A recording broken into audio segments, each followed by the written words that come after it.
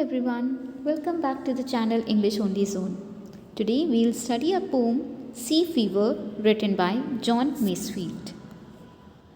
John Masefield was an English poet and writer. He is famous for his children's novels The Midnight Folk and The Box of Delights. Let's study about the poem. The poem describes a sailor who has a deep love for the sea. Everything about the sea is a source of delight and excitement.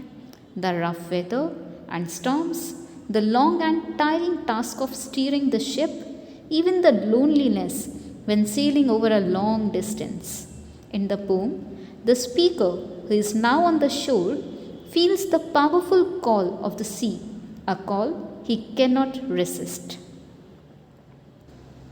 So, in this poem, the poet, who is actually a sailor, he has a deep love for the sea.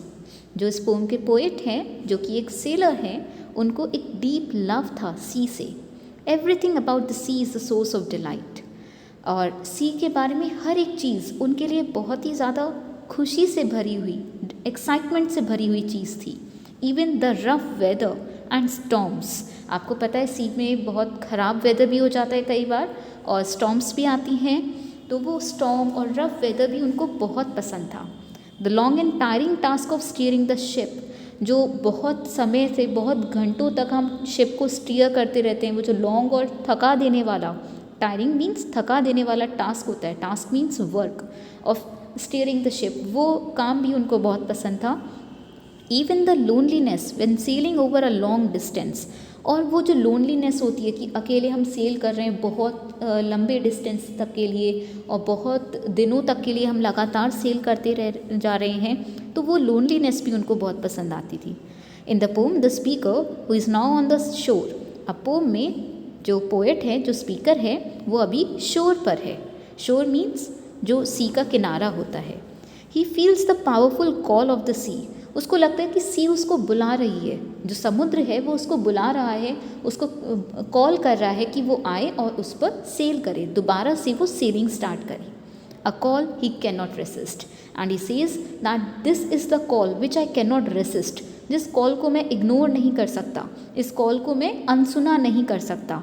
And I have to hear the call of the sea. I hope you have understood the idea behind this pome.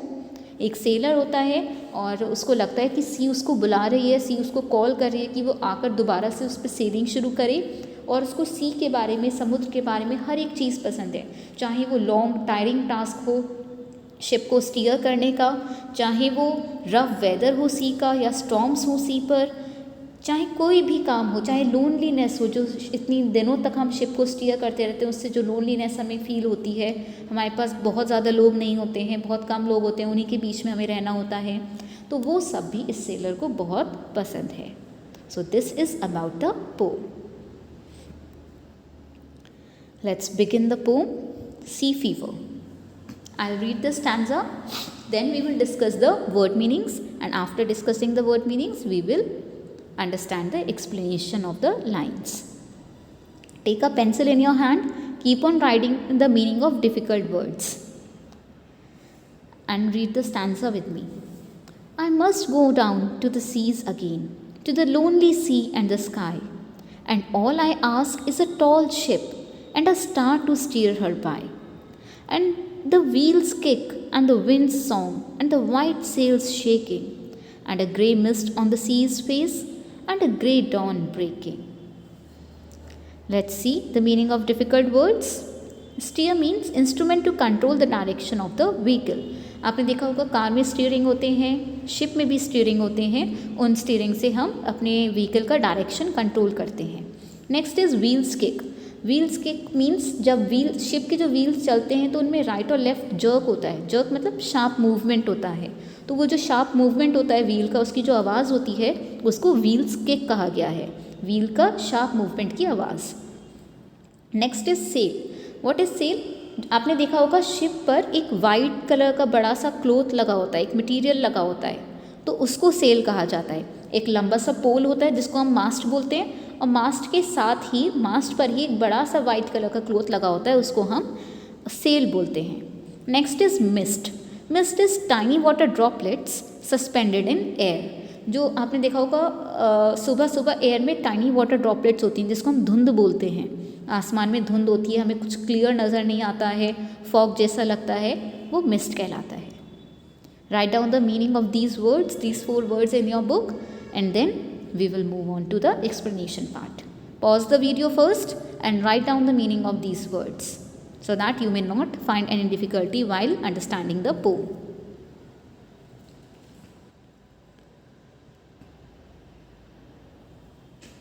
Okay, so note it down. Let's discuss the first stanza of the poem. The first line is, I must go down to the seas again, to the lonely sea and the sky. जो poet है वो ये कह रहे हैं, I must go down to the seas again, मुझे दोबारा से सी में जाना चाहिए, to the lonely sea and the sky, उस लोनली सी में, उस स्काई के नीचे। I need to go down to the seas, मुझे उन सीज में जाना है, उस लोनली सी में जाना है, उस स्काई के नीचे जाना है। And all I ask is a tall ship and a star to steer her by. और ऑल आई आस्क, मुझे सिर्फ क्या चाहिए? All I ask is a tall ship, a big ship, and a star to steer her by. आपको पता होगा जो sellers होते हैं वो नॉर्थ स्टार को, जो नॉर्दर्न डायरेक्शन में जो पोल स्टार होता है उससे वो अपने डायरेक्शन फाइंड आउट करते हैं। तो पोएट कहता है कि मुझे बस एक बड़ी सी शिप और एक स्टार चाहिए जो उसको स्टीयर करने में, उसको डायरेक्शन देने में मेरी हेल्प करे। And the wheels kick and the wind song and the white cells shaking. और मुझे व्हील का किक करने की जो आवाज़ होती है, व्हील के चलने की आवाज़, विंड का सॉन्ग, विंड के चलने की जो आवाज़ होती है उसको विंड का सॉन्ग कहा गया है। एंड वाइट सेल्स शेकिंग, और जो वाइट सेल है, जो वाइट कलर का क्लोथ होता है ना, शिप के मास्ट पर लगा होता है, जो हवा से हिलता है, मुझे वो वाइट सेल शेक करता हुआ दिखना चाहिए। क्या क्या उसको मिलना चाहिए वहाँ पर? व्हील के चलने की आवाज़, शिप के व्हील की चलने की आवाज़, विंड की सॉन्ग, विंड जो विंड चलती है उसकी जो आवाज़ होती है उसको विंड सॉन्ग कहा गया है। और जो वाइट सेल है, जो वाइट कलर का क्लोथ है, उसको शेक करना, मुझे ये तीनों चीज़ें मिलनी चाहिए। And a grey mist on the sea's face and a grey dawn breaking. Sea का जो फेस है, यहाँ पर सी को पर्सोनीफाई किया गया है। इसको वैसे तो सी का कोई फेस नहीं होता, लेकिन यहाँ पर हमने सी को ह्यूमन एट्रीब्यूट प्रोवाइड करा है, उसको पर्सोनीफाई करा है। जो सी का फेस है उस पर ग्रे मिस्ट हो, ग्रे कलर की धुंध हो, and a grey dawn breaking, और सुबह सुबह ग्रे कलर का स्काई हो रहा हो। Dawn means a time period before sunrise, sunrise से पहले का जो टाइम होता है उसको डॉन बोलते हैं। तो जो ग्रे कलर का ऐसा टाइम पीरियड हो सनराइज से पहले का, मुझे वो टाइम चाहिए। तो ही सेइंग कि मुझे शिप पर दोबारा जाना है, और मुझे क्या चाहिए? एक टॉल शिप चाहिए, एक बड़ी सी शिप चाहिए, एक स्टार चाहिए जो शिप को गाइड करे, उसको डायरेक्शन दे, व्हील के चलने की आवाज़, विंड के चलने की आवाज़, और जो वाइट कलर का सेल है उसको शेक करना, मुझे ये सब चाहिए। और क्या चाहिए मुझे? जो सी का फेस है उस पर ग्रे कलर की धुंध होनी चाहिए, और ग्रे कलर का दिन निकला होना चाहिए। ग्रे कलर का वैसे मतलब होता है उदासी से, दुख से मतलब होता है। तो सी का फेस मुझे मिस्ट से भरा हुआ मिलना चाहिए, और एक ग्रे डॉन ब्रेकिंग, एक ग्रे सनराइज से पहले का टाइम मुझे ग्रे कलर का चाहिए। So this was the first stanza. Have you understood this? If you have not understood, pause the video, rewind it, and then watch it again. And still, if you have any doubts, write them in the comment section. Let's move on to the next stanza. I must go down to the seas again, for the call of the running tide is a wild call and a clear call that may not be denied. And all I ask is a windy day with the white clouds flying, and the flung spray and the blown spume and the seagulls crying. Now let's see the meaning of difficult words of this stanza. Spume. Spume means foam of water. Water पर झाग बन जाते हैं ना, सी पर झाग बन जाते हैं, टाइड्स आती हैं जाती हैं, या शिप के चलने से जो झाग बन जाते हैं, जैसे सर्फ के झाग हो, उनको हम बोलते हैं spume. And the other word is seagull. Seagull is a bird जो सी पर रहती है, सी के पास में रहती है, सी शोर पर रहती है, उसको हम सीगल बोलते हैं। Let's understand the stanza. The poet here says, I must go down to the seas again for the call of the running tide. मुझे सी पर दोबारा जाना चाहिए, क्योंकि जो रनिंग टाइड है, जो सी पर टाइड्स आती है ना, वो टाइड्स मुझे कॉल कर रही हैं, they are calling me, so I need to go down to the seas again. Is a wild call and a clear call that may not be denied. It's a wild call, वो बहुत तेज़ी से आवाज़ लगा रही हैं, बहुत clearly आवाज़ लगा रही हैं मुझे, और मैं उनकी कॉल को डिनाई नहीं कर सकता, मैं उनकी कॉल को नहीं डिनाई कर सकता, मैं उनकी कॉल को अनसुना नहीं कर सकता। जो सी की टाइड्स की कॉल है वो बहुत ही वाइल्ड, बहुत तेज़ी से आवाज़ लगा रही है, बहुत ही क्लियरली मुझे आवाज़ लगा रही है। They are calling me to themselves, they are calling me to the sea, और उनकी कॉल को मैं अनसुना नहीं कर सकता। And all I ask is a windy day with a white clouds flying. और मुझे क्या चाहिए? आई वॉन्ट कि जब भी मैं सी पर जाऊँ, जब मैं सी पर उतरूँ, अपनी शिप में बैठूँ, तब वो जो दिन हो वो विंडी डे हो और वाइट क्लाउड्स फ्लाइंग, और वहाँ पर वाइट क्लाउड्स उड़ रहे हों, वाइट क्लाउड्स आसमान में हो। वाइट क्लाउड्स का मतलब है मौसम ख़राब ना हो, ब्लैक क्लाउड्स ना हो, वो बारिश वाले क्लाउड्स ना हो, वाइट क्लाउड्स हो, ख़राब मौसम ना हो, अच्छा मौसम हो, ना तो बहुत ज़्यादा तेज़ सनशाइन हो और ना ही बारिश वाला मौसम हो। And the flung spray and the blown spume and the seagulls crying. Spray का मतलब है यहाँ पर एक्सक्यूज मी, स्प्रे मीन्स जो पानी की बूंदें होती हैं, जो जब हम शिप पे बैठते हैं, अपनी सेलिंग करते हैं, तो हमारे फेस पर पानी की बूंदें आती हैं, तो वो उड़कर जो पानी की बूंदें आ रही हों, flung is the flung means fly करती हुई जो पानी की बूंदें हमारे फेस पर आती हैं, मुझे वो चाहिए।